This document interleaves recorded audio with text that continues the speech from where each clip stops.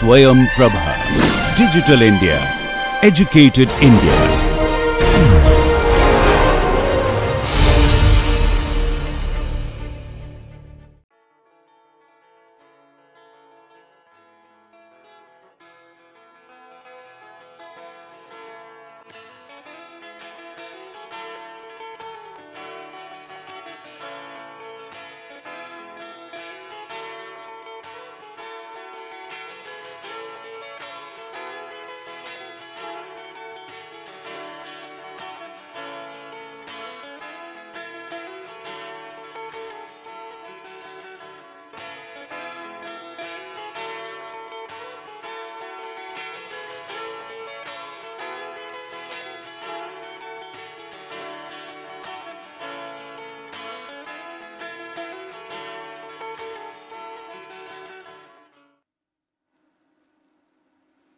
Welcome to the second lesson of fourth module, which is on torsion part 2.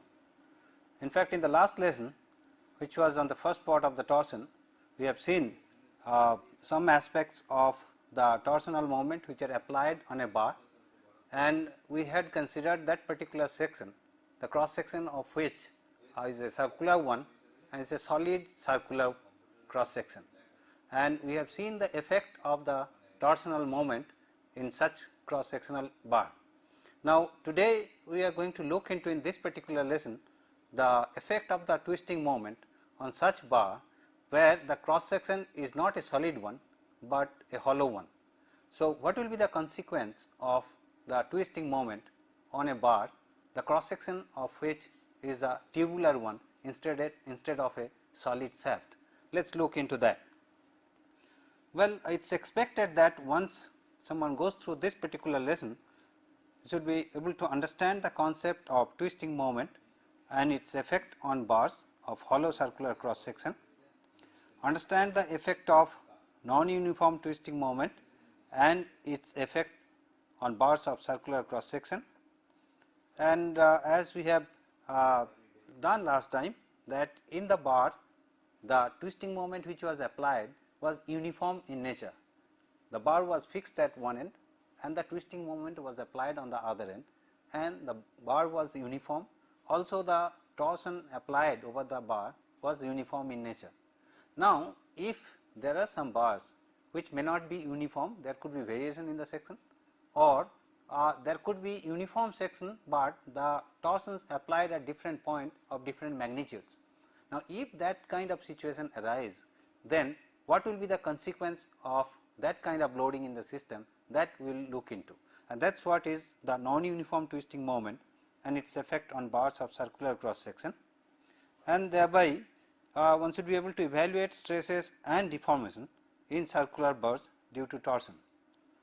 Hence, the scope of this particular lesson includes, well, we will be looking into the aspects of the previous lesson as we have discussed, and that will be done through the answering the questions which I have posed, and also will be deriving the formulae for evaluating stress and deformation in bars of hollow circular cross section. Then we will be looking into the effect of non-uniform torsion on bars of circular cross section, and then we will be looking into the examples for evaluation of stresses and deformation in bars of circular cross sections of varying type.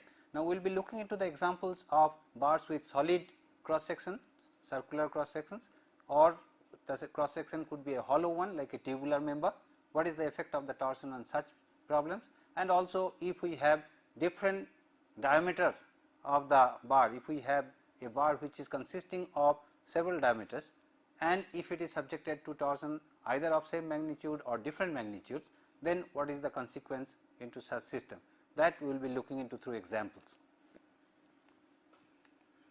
Well, let us look into the questions that we had posed last time, and the first question which was given was, what is the type of stress a bar encounters when it is subjected to a twisting moment torsion? Well, let us look into the aspect which we discussed last time. Now,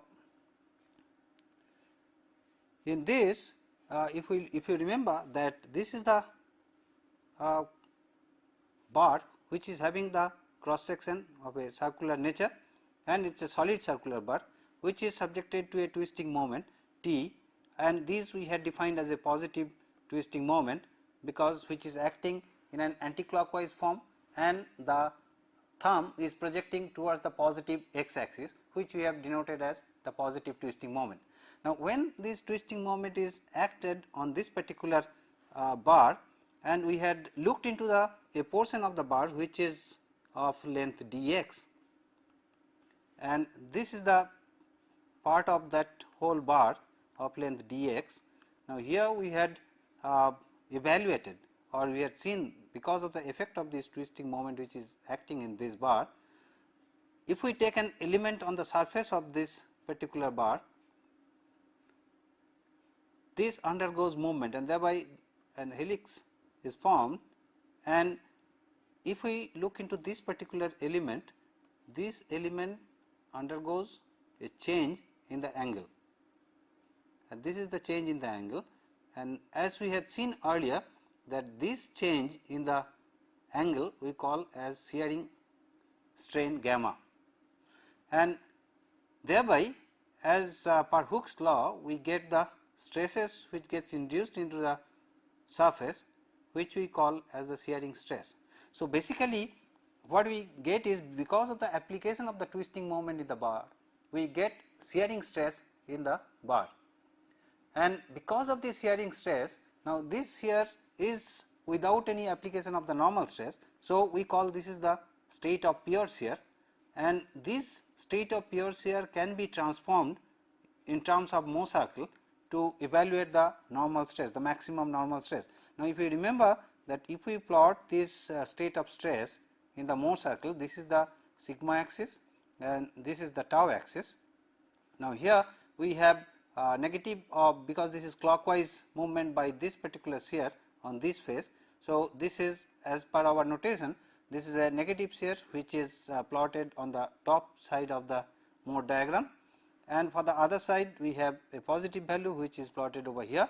So, this is the value of tau, and this if we plot as a circle, this is the center, and if we plot the circle, then we get the value of the normal stress that will be acting, and this is the value of the normal stress. Maximum normal stress is this, which is sigma 1, and the minimum normal stress is this, which is sigma 2.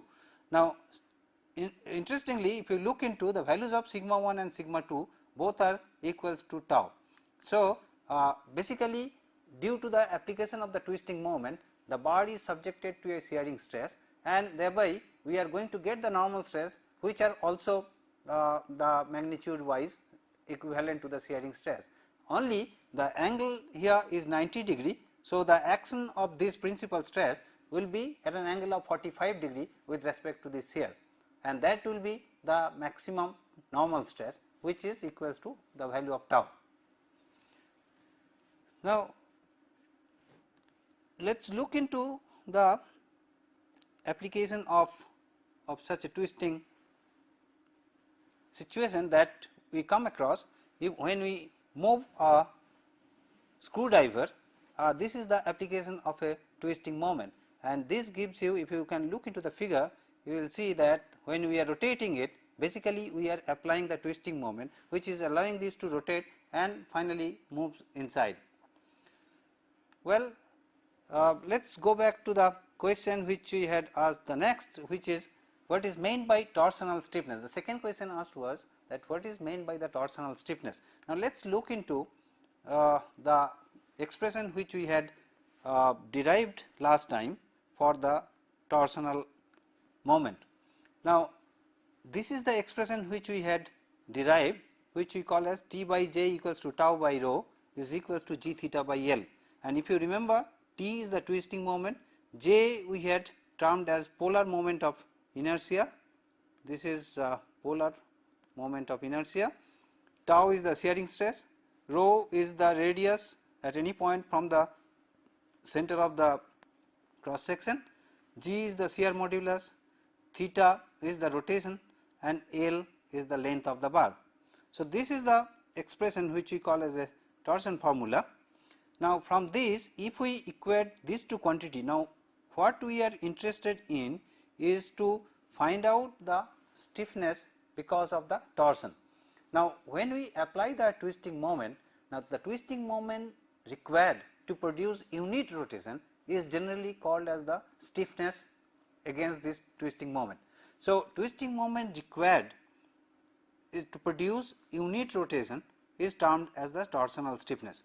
So, if we equate these two quantities, that T by J is equals to G theta by L, then we can relate T and theta as T as equals to G J by L times theta.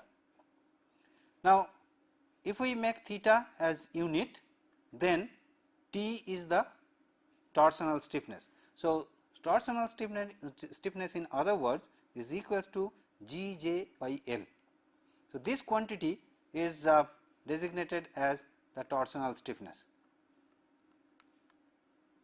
Now, if we look into the units, now G is the one which is represented in terms of megapascal, J is the polar moment of inertia which is millimeter to the power 4, and L is the length which is in millimeter. So, we have Newton per millimeter square, and then we have J which is millimeter to the power 4. So, this is millimeter. So, you have Newton millimeter as the unit for T, which is equivalent to the unit for the twisting moment. So, this is the stiffness that we have.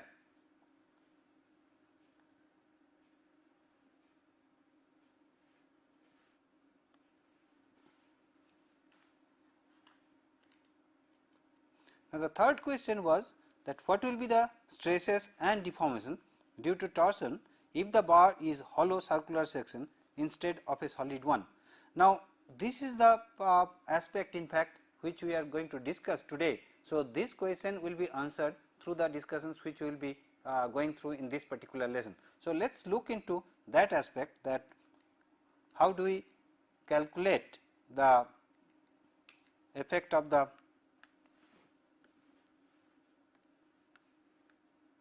now torsion in the circular tubes.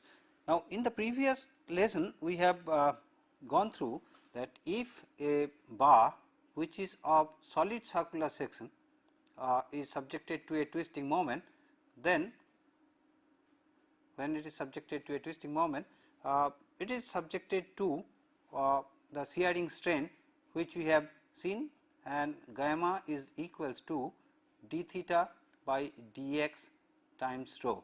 This is the expression which we had looked into for the solid shaft, and gamma is the shearing strain at any point which is at a radius rho, and d theta dx we have termed as the rotation per unit length.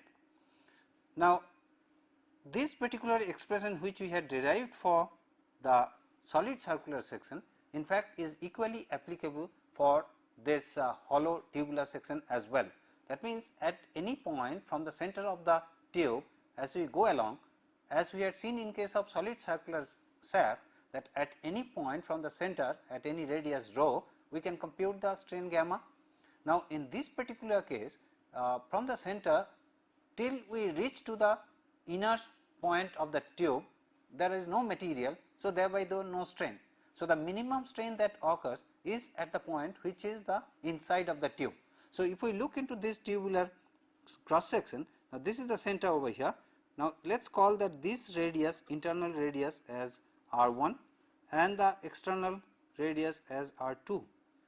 Now, coming back to this expression again, the maximum strain that occurs, gamma max, is at the outer periphery, where if this is the outer periphery of the whole tube, and if we have call this radius as r, then when rho becomes r, that gives us the value of the strain as gamma maximum. So, gamma max is equals to d theta dx times r. So, this is what we get in case of solid circular shaft. Now, when we come to this tubular form, now the first material from the center it encounters is at the inner radius. So, the minimum strain that occurs is at this particular point and the maximum strain occurs at the outer radii. So, these are the points, and as we had seen from this particular expression that gamma varies with rho linearly. So, the strain varies linearly with the radius, and so as the stress from our Hooke's law that tau is equals to g times gamma, since gamma is d theta dx times rho. So, g d theta dx times rho, again g t theta dx being independent of rho, tau varies linearly with rho. So, the shearing stress varies linearly with the radius from the center. Now, here in case of hollow tube, the same theory holds good, only thing is that since we do not have any material at the center, now the first point which encounters stress is at this particular point, and then as it goes along the outer periphery, here we have the maximum stress. So, the variation of the shear stress across thickness is in this form, which is proportional to the radius rho. So, this is the distribution of the shear stress in case of tubular section. So, the same theory as we had in case of circular shaft holds good even for the tubular section as well. Now, let us look into that how we relate the different quantities as we had related in case of solid shaft, like the shear stress to the torsional moment, the radius at which point we like to find out the stress, and then corresponding quantity of the rotation, the shear modulus and the length of the bar. So, let us look into that how do we compute this relationship in case of tubular sections.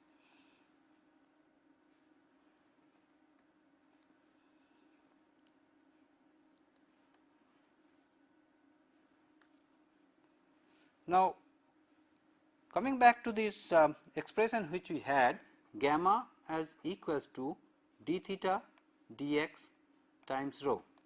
Now, we know that the shear stress tau is g times gamma is equals to g d theta dx times rho. Now, as we had seen, this is basically from the compatibility criteria. Last time if you remember, when we were discussing the derivation of the formulae for the torsion, when the torsion is applied, the corresponding stresses, we had equations of compatibility which is in terms of the rotation, and subsequently we had the equations of equilibrium. Now, equilibrium equations are derived mostly from the stress resultant that is being generated because of the twisting moment. So, on any cross section, the stress resultant is equals to the applied twisting moment, and same concept we apply here to evaluate what should be the expression or the relationship between the stress and the twisting moment. Now, if we consider a small element, let's consider a small element in this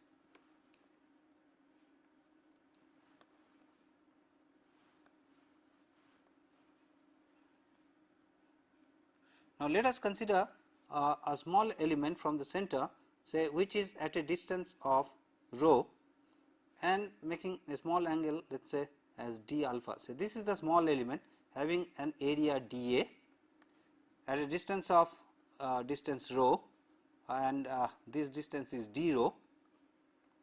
So, the area, and let us call that this small angle is d alpha. So, the area dA can be written as rho times d alpha times d rho as the area. Now, the force that will be carried by this particular area is equals to the shearing stress times area. So, dP is equals to tau times dA, and this is equals to, if we substitute for tau from this expression, this is equals to g times d theta dx times rho times dA. Now, if we take the moment and this dA now, if we substitute in terms of